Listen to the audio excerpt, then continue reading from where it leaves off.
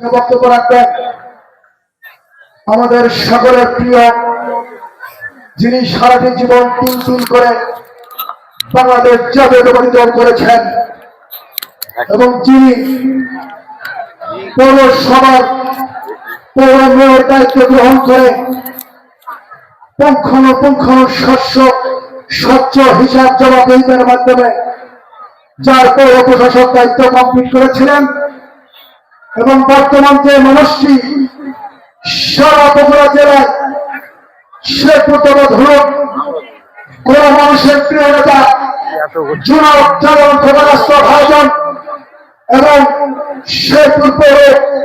শেরপুর পৌর বিএনপির সম্মানিত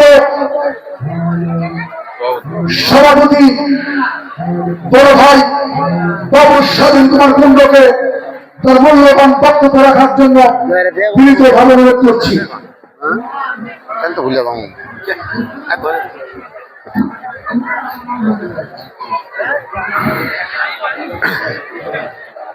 সম্মানিত উপস্থিতি, আমার কথা কি আপনারা শুনবেন? কারণ আমার নামটা তো আবার হিন্দুর। আমার কথা বলা যাবে এখানে?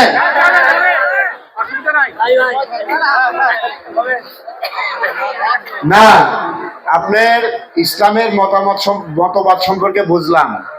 আমি কিন্তু আমার রাজনৈতিক জীবনে আমি এখানে বক্তব্য দিচ্ছি। আমি আজকে প্রায়